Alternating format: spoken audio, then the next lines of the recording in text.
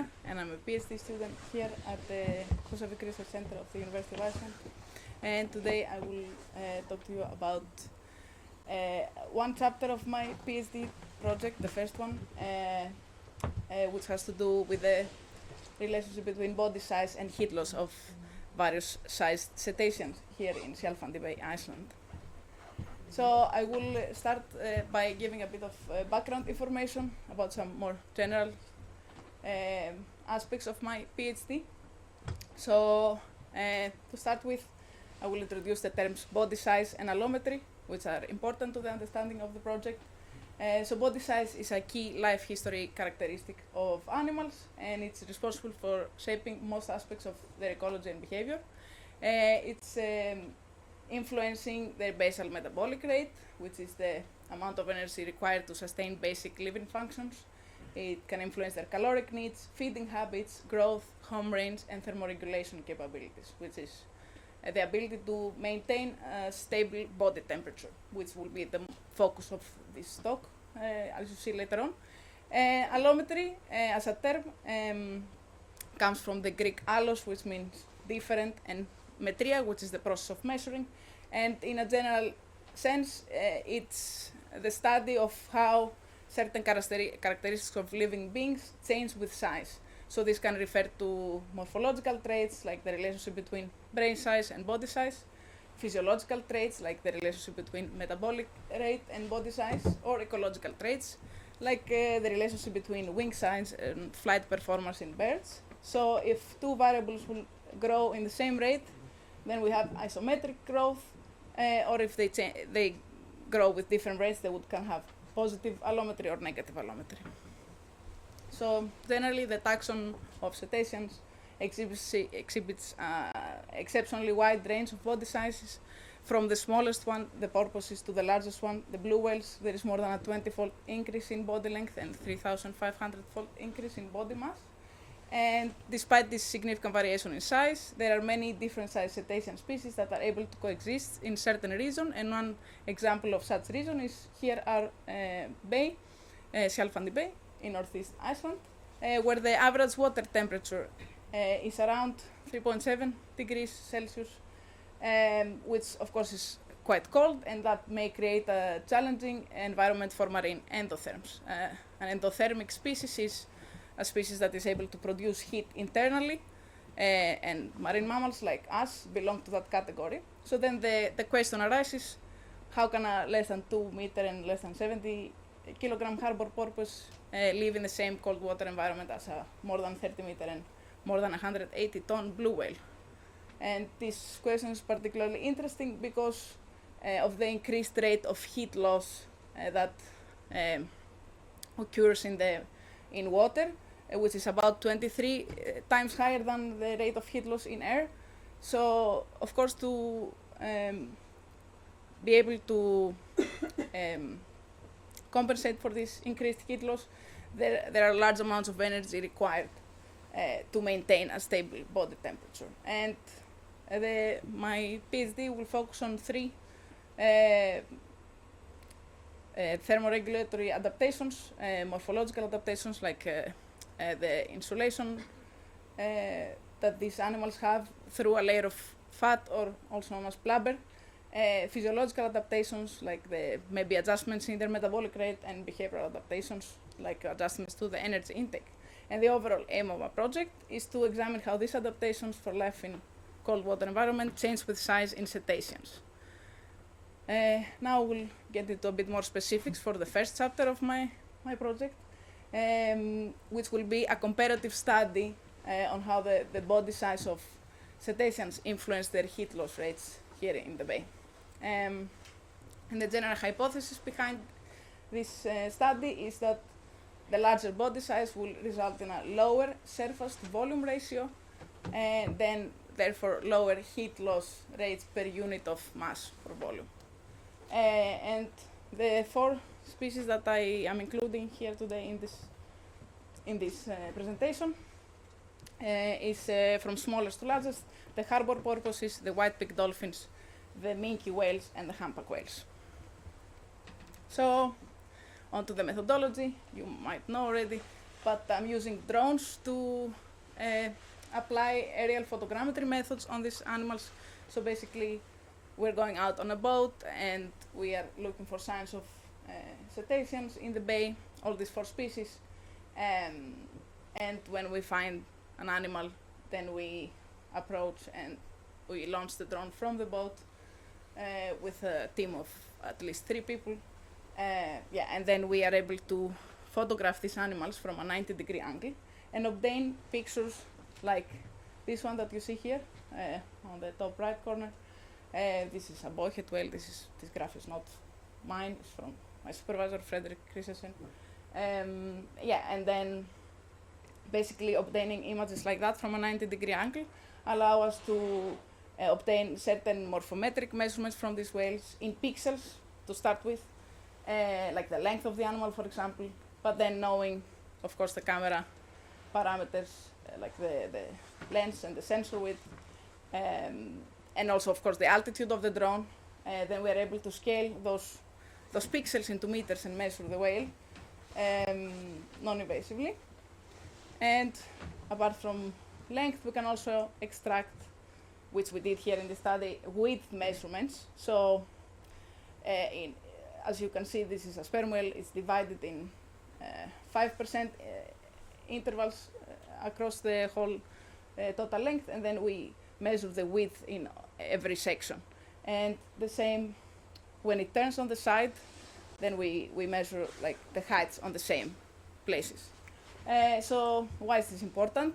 This height to width ratio will help us create a body shape model for each species, because each species of course has a different shape.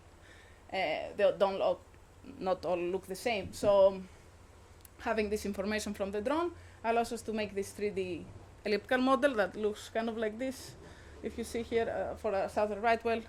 And then, this will allow us to calculate volume and then move on to surface area also by dividing the whale into sections and then imagining that it's like flat on a 2-dimensional space. Then you can calculate the surface area that this whale would occupy. So for this particular chapter, it's very important to have the volume and the surface area to calculate the surface to volume ratio in order to link it with heat loss, of course, which is the goal. So to calculate heat loss, generally I use this equation here. That's a simplified heat loss equation from 2 previous studies on large whales.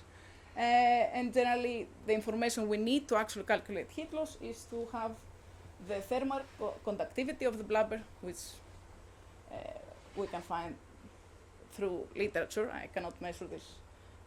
I'm only basing this information on literature for this species. Also, the surface area, which is something I can measure from the drone.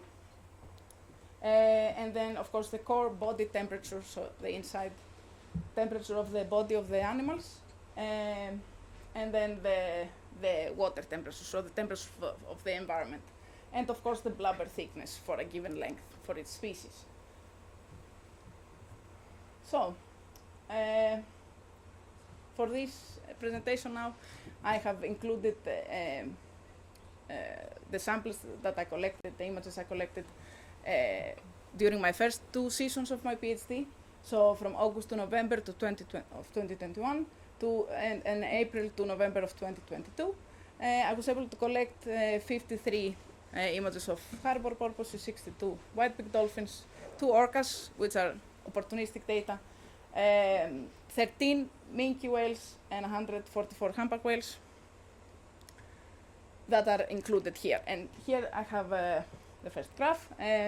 So here you can see the surface area to volume ratio plotted against the length of the animals. So the green ones here are the largest animal of the study, the humpback whales. And you can see that they have very low surface area to volume ratio, as we expected. Because if you remember, the larger size would have lower surface to volume ratio. So all our species here are as expected. And the blue ones on the top, the light blue, are the porpoises, the smallest one. And you can see that there are some dolphins that are also small, about the size of the porpoise. These should be dolphin calves. That's why they're so small. The black ones are the minke whales, and then the blue are the two orcas. So here I have calculated the absolute heat loss in watts, so absolute heat loss rates. So of course we expect as an absolute number that the larger animals like the humpback whales would have higher heat loss overall as an absolute number. The interesting part here is that, for example, a similar sized minke whale with a similar sized humpback whale, the minke whale would have higher heat loss. The same with the porpoises there. A similar sized dolphin with a porpoise, the dolphin would have higher heat loss rate. So this could be due to different insulation, like the blubber thickness or the heat conductivity of the blubber, something that I'm planning to look into more. And lastly, here are the heat loss rates standardized by body volume, so per cubic meter. And they follow a similar curve like with the surface to volume ratio, the first graph I showed, and this is also as expected.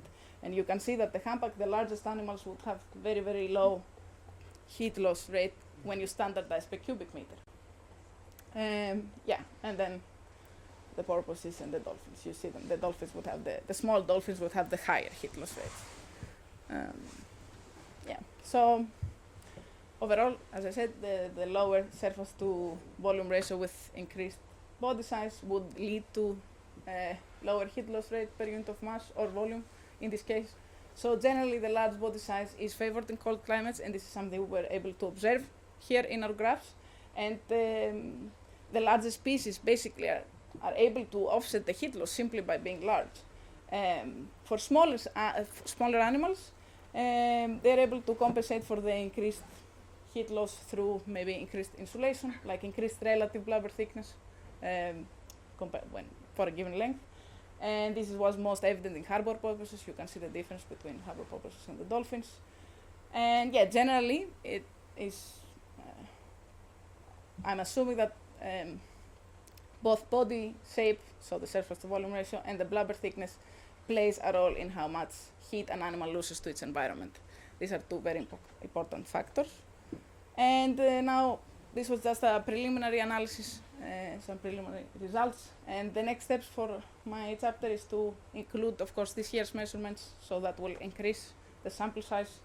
And of course, include additional species like the blue whales, which I'm happy to say that I can now include because I also got them to roll around and be able to create this 3D model for the body shape. And yeah, also look more deeply into the literature to find and update maybe the model parameters based on the species-specific values for heat blubber conductivity and blubber thickness. And yeah, generally some questions that I'm wondering is that, okay, that I could explore maybe in the future is that what would happen if we keep, for example, certain parameters of the model fixed across the different species. So how it would be if all of the species we assume that they have the same shape, how then these curves would look, how it would be if they all have a fixed blubber thickness, how this would look. So yeah, these are my plans for the study. Yeah, thank you for your attention. And